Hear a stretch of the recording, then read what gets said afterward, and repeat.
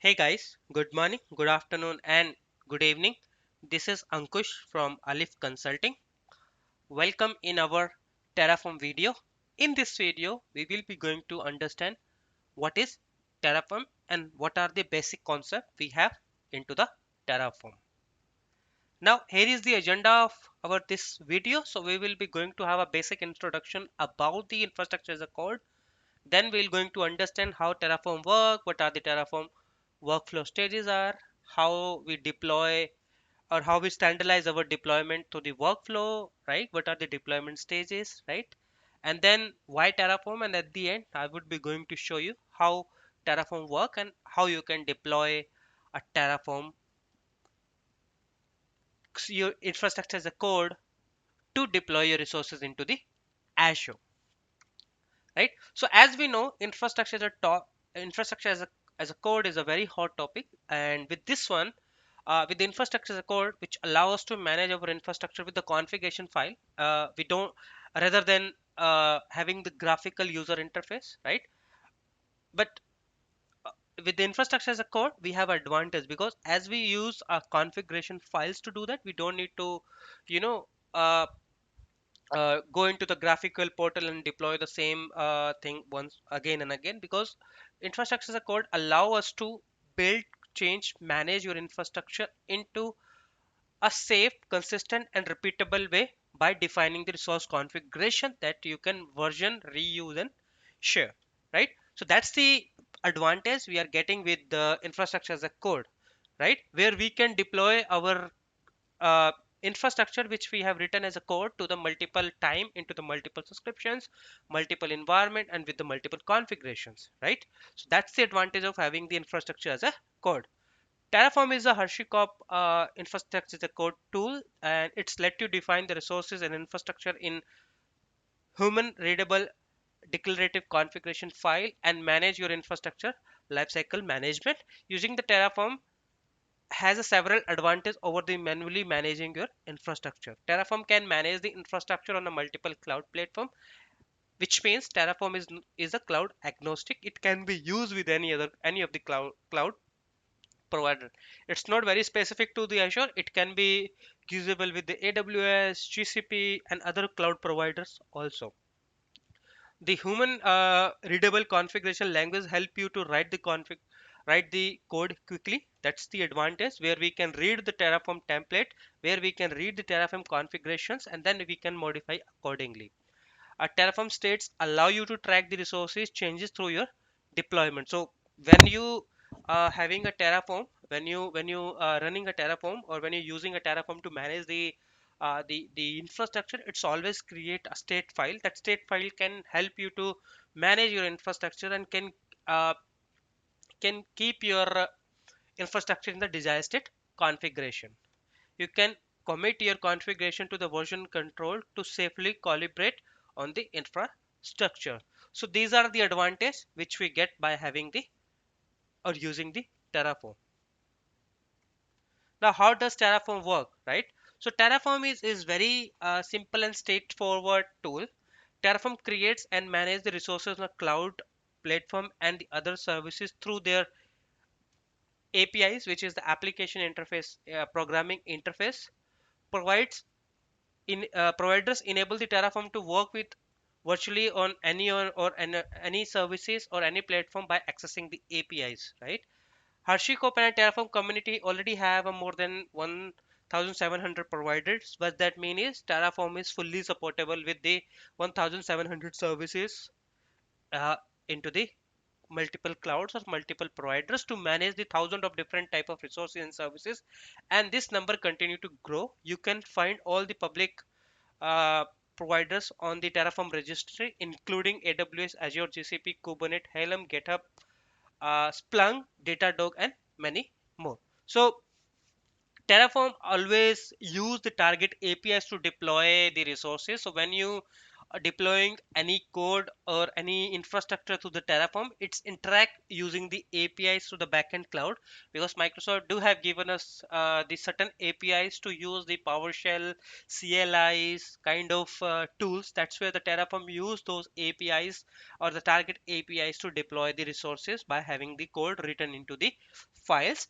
And Terraform is already having a more than 1700 provider, can be used to manage the multiple resources across the multiple cloud like AWS, Azure, GCP, and can be used with the Kubernetes, Helm, GitHub, Splunk, Datadog kind of tool also. Terraform workflow stage. So Terraform have a majorly three stages, where first is write, where you define the infrastructure, what is the infrastructure is going to be, and then you can write the configuration. Second one is basically the plan, where you create the executable plan describing the infrastructure, what it will be going to create, what it will be going to update, or what it going to be destroyed based on the existing infrastructure and the configuration, right? Apply. On the approvals, once you apply the command, Terraform perform the response operation into the correct order and respecting any resources dependencies. For example, if you are updating the properties of a network and changing the number of virtual machine into the virtual network, Terraform will recreate the VPC before scaling the virtual machine. So that's how the Terraform work, right? It's have a majorly three stages, where first you write, second you plan how your resources is going to be deployed, updated and destroyed based on the creating your Terraform plan, and then you apply your plan which you have created by using the Terraform plan command, where you specify how your resources is going to be created, what resources will redeployed, what resources will be recreated, kind of scenarios will be happen by having the apply stage. Managing the any infrastructure. So as I told you, or as we talked about in earlier slides, Terraform have a multiple plugins. It's have a more than 1700 plugins into the public registry, which can be used to manage the infrastructure. With that one, Terraform use the APIs of these services or the cloud providers to perform this action, right? Terraform community have written over the 1000 providers to manage the resources or services like AWS, GCP, Azure, Kubernetes, Helm, GitHub, Splunk, Datadog, right? It's just a few names, but we do have as I told you, we do have a 1700 providers which you can go and see on the Terraform public registry, right? Second thing, these are the pre-registered, right? These are the public register, pre-registered. But if you see or if you find you don't have your own providers, or you don't have any provider which you are looking into it, what you can do, you can create your own Terraform provider as well, and you can register that on the Terraform registry as well. Standardize the deployment, right? So how we can do the standardized deployment, right? So providers define the individual unit of the infrastructure, right? For example, compute instance of the private network as a resource, or you can compose resources for a different provider into the reusable Terraform called modules, and manage them with the constant language and the workflow, right? So what that mean is, you can have a one uh, Terraform file to be created, right? And then the Terraform file can be used with the multiple cloud uh, or multiple services by having the different providers. Now, as I told you, we do have a multiple providers available for all the major cloud services and the other services. Provider is the way. Provider is kind of tool into the Terraform tool, a small service which allow us to interact with these services, like, right? If you are using Azure, you need to have a Azure provider to be available in your Terraform file, right? And then you can initiate those files, and then you can download that provider and install into your local repository, and that provider can allow us to interact with the Azure to run your deployment. Same way, AWS have a different provider, GCP have a different provider, right? These providers provide us the capability to deploy the resources in these cloud. At the same time, the codes which we are using it, that can be used or that can be reused with the all of these cloud providers or with the cloud services by having the different providers written into the same file into the consistent language and the workflow, right? So Terraform configures a language as declarative, which means that it describes the desired state for your infrastructure in constraint of the program language that require a step-by-step instruction to perform the task, right? So Terraform is a declarative way. Now what that means is wherever whatever configuration is going to be written, it always going to be perform all the step one by one as per the requirement. What that means is if you are returning a nick at the first and the virtual network at the last, it doesn't mean, right?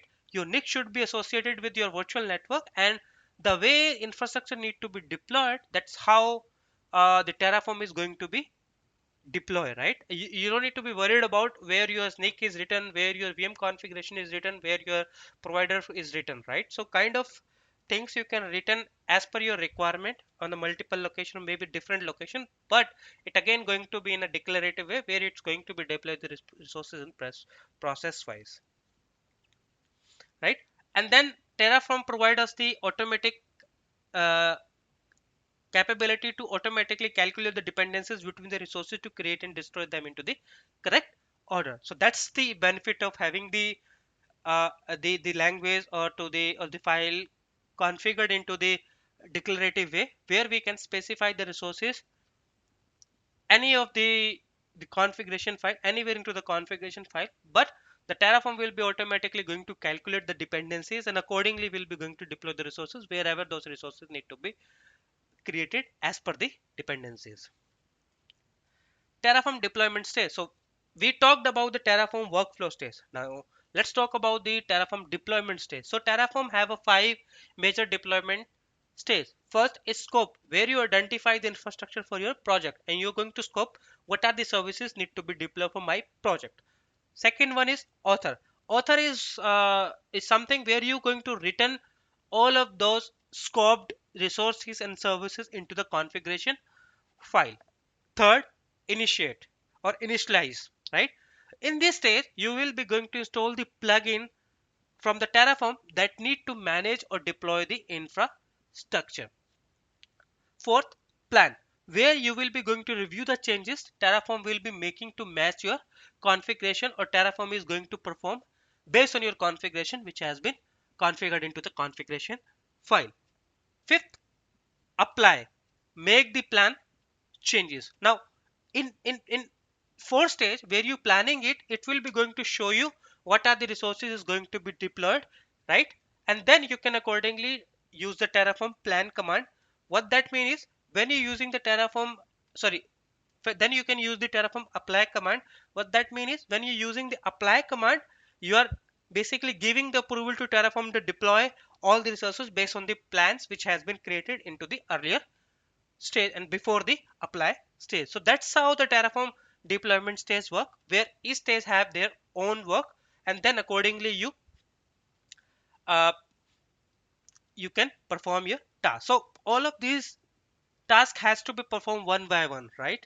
If you are deploying any resources or anything first time into the environment by using the Terraform, each of these stages has to be performed or has to be followed. But if you are really modifying your existing infrastructure, then your stages may vary, right? On in those stages where you're modifying your configurations or modifying your infrastructure by having the changes into the existing configuration, then you don't need to do the initialize, right? Then you simply go and done the plan and then you done go and apply those changes by having the plan, right? So again, as I told you, your deployment stage may vary what kind of work you're doing it. Now why Terraform, right? We talked about what are the workflows, what are the stages, how Terraform work, that kind of things, right? Now why Terraform is useful, right? Or why we need to use a Terraform. First, manage any infrastructure. It's a cloud agnostic, can be used with any of the infrastructure on any of the cloud, right? That's the first thing. Second, if you don't find any provider into the Terraform public registry, you can create your own provider and you can create your own Terraform code or template by using those provider to manage your applications or the services. Second, track your infrastructure, right? Terraform generate a plan and promote you for the approval before modifying the infrastructure. It's also keep the track of real infrastructure into the state file. So the state file is a very important. Whenever you're deploying or whenever you are running any changes, those changes always going to be stored into the state file. And in case of anything is changed into the state file, Terraform, when you're running a apply command or when you're running the plan command, Terraform will be going to go to the Azure resources and will be going to see if there is any changes happen, and accordingly going to perform the changes into the infrastructure based on the configuration and the state file on the into the code. Automatic changes, so it's always provide the automated changes. As we know, Terraform configuration file are declarative, meaning they describe the end of the your state and state of your infrastructure. You don't need to write step by step instructions to create the resources. It's automatically handled by Terraform by having the underlying logics. Fourth, standardized configuration. So Terraform use a reusable configuration component called modules. That module can be created and can be used with the multiple redeployments, or can be used to deploy the multiple application or multiple infrastructure into the same cloud, where you can return a multiple modules, and those modules will be going to have all the configurations. You just need to give your variables into the variable file, and then you can basically use those modules to deploy the infrastructure. Calibrations, right? Since the configuration written into the file, you can use the version control system to commit it, and from there you can use the Terraform cloud to effectively manage the Terraform workload across the teams, right? Or even that's something you can do by having the small the open source Terraform tool, which is a free. That's where you can install, or you can get you can use the GitHub or the Git to store your configurations or your state file, and from there your team can be work in a multiple ways, and you can uh, share, or you can multiple teams can be work on those repository. And same way you can do by having the Azure cloud also, where you can store your state file into the storage account. Same way you can use S3 bucket from the AWS, where you can store your state file into the S3 bucket to do the collaboration way of the work, right? And then Terraform do have their own cloud services, which is again a paid services, which is called a Terraform cloud, where you can use that Terraform cloud to store your credentials, store your state files, store your modules, and then you can integrate that with the GitHub to do the collaboration work, right? And then team can be work on that single repository by having the Terraform, by logging on the Terraform cloud portal, and can do the deployment. And then you can have a certain processes like the approvals or kind of approvals from the person who need to approve the request to do the changes into the infrastructure, right? So those kind of benefits you will be going to get when you're using the Terraform cloud, and you and your team can be work into the collaboration way, right? So we talked about Terraform, we talked about the basic functionality, we talked about the modules, we talked about the stuff like how Terraform work, right? Now let's do the real business. Let's jump into the demo, where I would be going to show you how Terraform eventually work in a real world, how you can use the Terraform to deploy the resources, right? In my case, the demo is going to be purely on the Azure, right? So as we know, Microsoft do have their CLI, right? And the Cloud Shell directly integrated with the Azure portal, and that Cloud Shell already have a Terraform integrated in it, right? We don't need to separately install the Terraform on it, right? Installing a Terraform on the Windows machine or the Mac machine is pretty much easy. We just need to download the applications. We need to install that application on our Windows machine or the Mac machine, and then from there we need to have our system variable added into the system, and from there we can run the Terraform directly on the local machine also. We don't need to have any kind of separate or special permissions or a special configuration for the Terraform to run on the local machine. But in my case, I'm running it to the Cloud Shell, right? If I do the ls, you will see I do have all the files like main, tf, output, providers, variable, right? So how and from where I got all of these file or these values, right? I'm using this Azure block quick start. You use Terraform to create the virtual machine, where this template is going to create the virtual machine, subnet, public IP, network securities group, and the SSH inbound rules, and then it's going to create the network interface card, security group, storage account for boot diagnostic, SSH key, virtual machine, and the SSH key to use the virtual machine. So these kind of things which is going to be happen in this article and this deployment. Now first file, which is the provider.tf, that have this value where I have specified what is the provider need to be used. So the private provider is required is the Azure RM, because I'm using the Azure resource manager to deploy our Azure resources, right? So that's where I'm going to define the provider, what is the provider is going to be, and then I have used the random provider to generate the SSH key, and then I have used the TLS provider to get the SS key generated, right? Then I have a like the resource group defined. I have the other resources like the network, subnet, public IP, network security group, interface, right? Network security group to the interface, storage account, SSH key kind of parameters has been already defined in this one, right? All of these into the declarative way, and all of this will be going to be have their own dependency. That something will be going to be learned by underlay logics which has been created into the Terraform. Now we have a variable file where we have specified in which location these resources is going to be deployed and what is the resource group prefix is going to be. And then we have an output file where we will be going to get the output of the resource group name, public IP, and the private key. Now if you do the ls, you would be able to see the same file. Main.tf have all the configurations. Output.tf have the output of what kind of output we want to see. Like we see into the Microsoft block, we have the output of resource group, public IP, and SSH key. And then the provider.tf is the main file where we have specified which provider we will be going to use, and variable.tf have the file where I have specified the resource group location into the where into the configuration file where the resources is going to be deployed, right? Now what is the command first we need to run? We just need to run terraform init, right? Now Terraform init is going to initialize and going to install all the required provider based on the configuration which has been defined into the provider.tf file. So in my case, it's already using these four because these are pre-installed, and I have already run this Terraform code into this cloud shell to validate it if it is working not or not. But in your case, all of these all of this provider is going to be installed into this cloud shell, cloud shell cloud. Now once that has been run, what you need to do, you need to run terraform plan.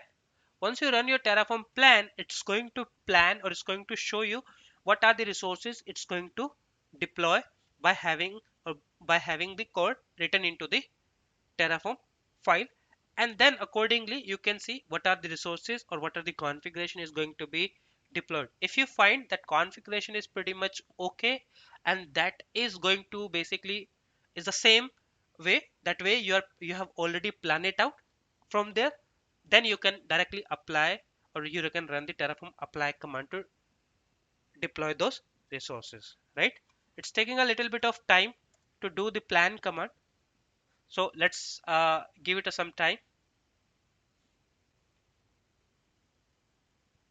Okay, it's giving me some okay, it's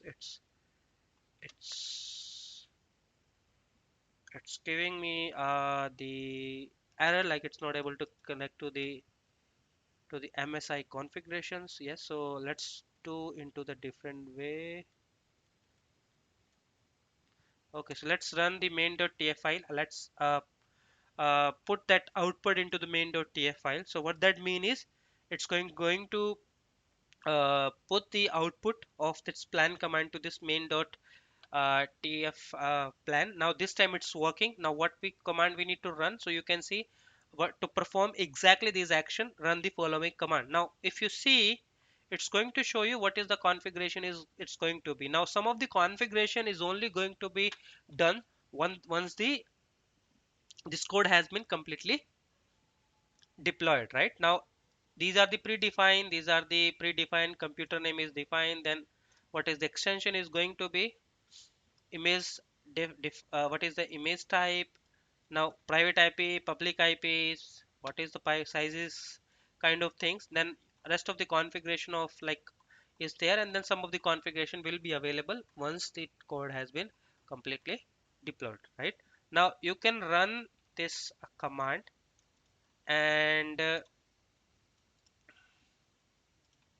oops, yep.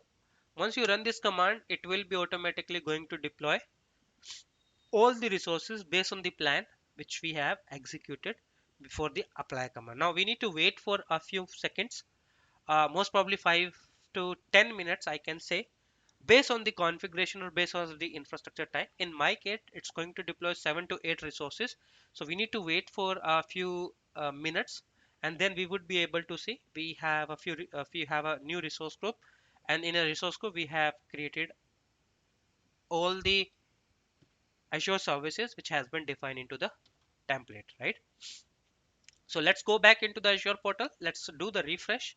So this is the resource group which has been created by the Terraform. Now you would be going to you have a question like how you know, because that's something we can see by going into the deployment, where we would be able to see the deployment, right? Where from where the deployment has been published, what are the status, and what are the deployment name. So we need to give it a some time, that will be from where we will be able to see the deployments, and the meanwhile you can see all the resources has been started provisioning, and this is something happening based on the dependencies. Right now we need to have a NIC, sorry, we need to have a first personal network, then we need to have a public IP, then we need to have a network security group, then we can associate all of these things to the NIC. Now NIC has been created, right?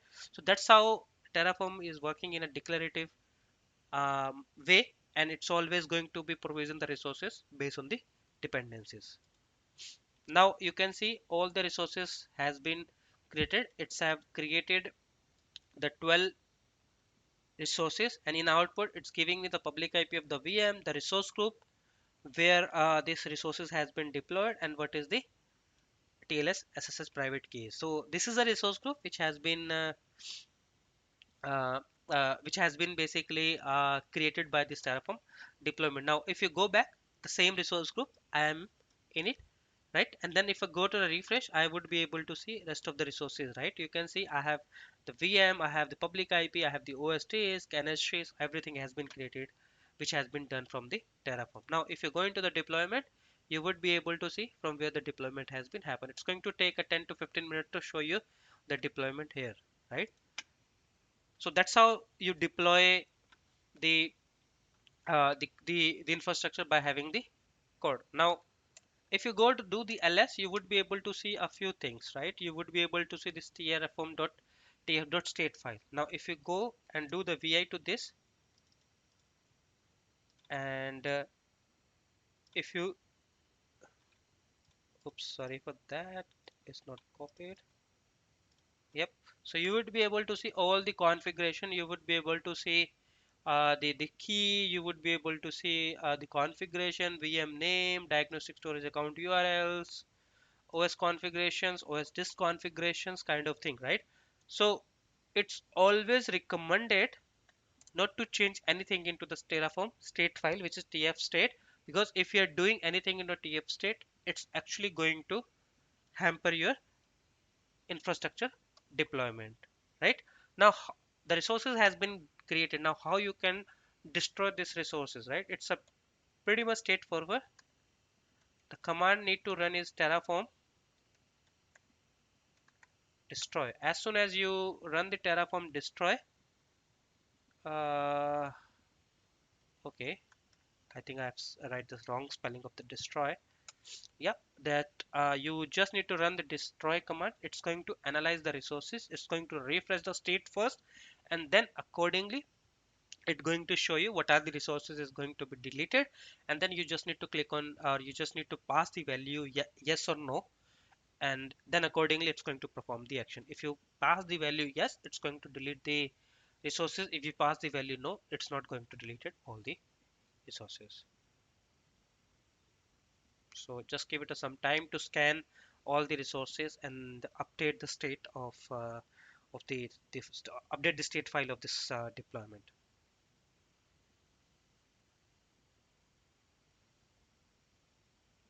So it's going to take a little time because it has to fetch each and every configuration of the resources which has been deployed into the resource group, and then from there it's going to update the state, and then from the state it's going to give us the output. What are the resources is going to be deleted with this destroy command.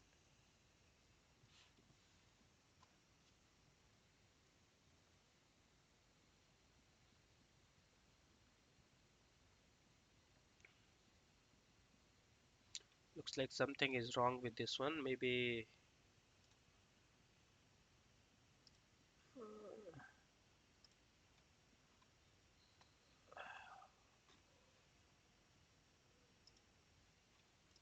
still analyzing the state of the configuration of the VM, right?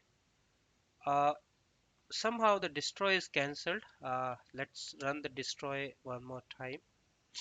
It's going to refresh the state.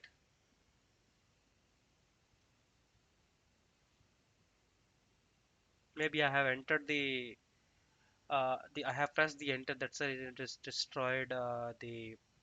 It's cancelled. It destroyed. So let's give it a one more uh, try.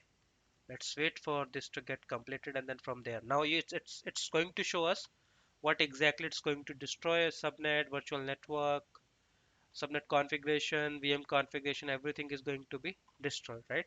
And then we can pass the value. So I'm passing the yes. As soon as I have passed the value yes, it's going to destroy the resources into that specific resource group where the resources has been created by this Terraform configuration file. Right, you can see the destroy command has been started and it's destroying the resources. Now if you go into the portal, you can do the refresh and you would be able to see your resources is basically getting destroyed from the Azure portal also.